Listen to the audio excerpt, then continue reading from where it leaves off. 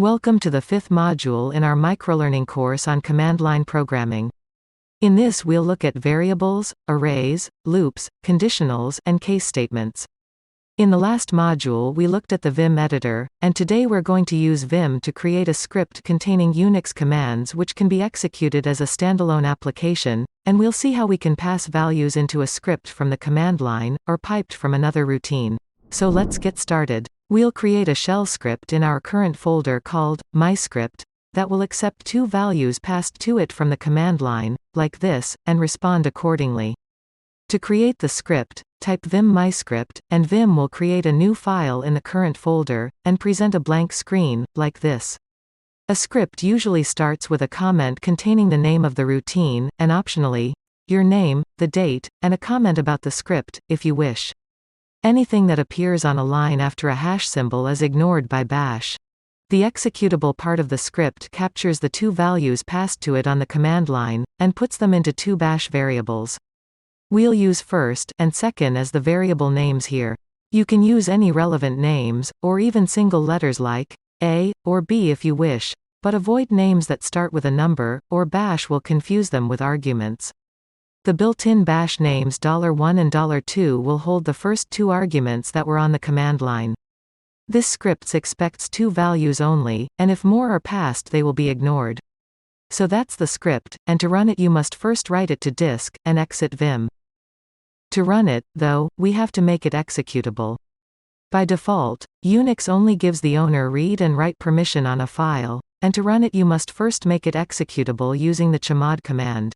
We'll have a detailed look at file permissions later in the admin module.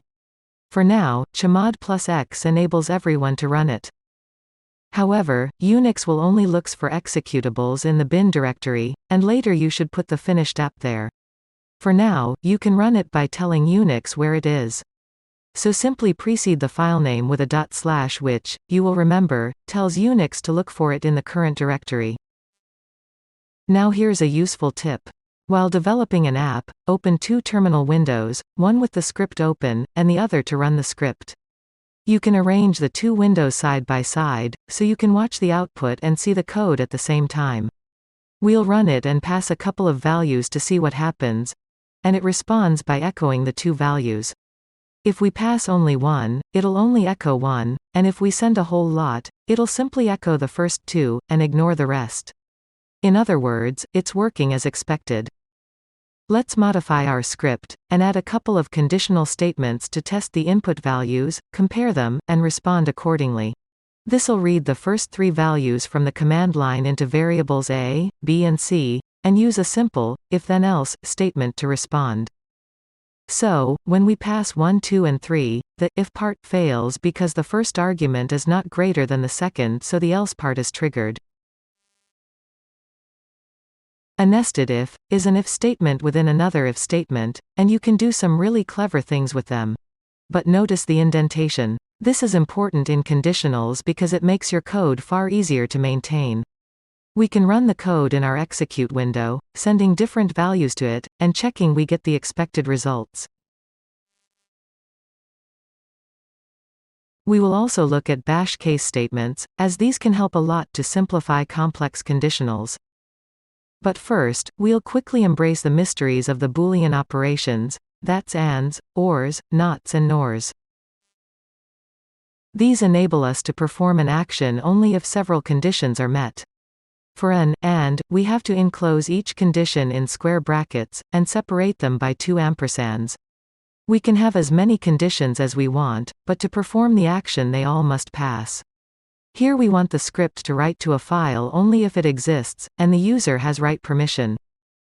For an OR, we simply substitute the ampersands with pipe symbols, and it will pass if at least one of the conditions are met.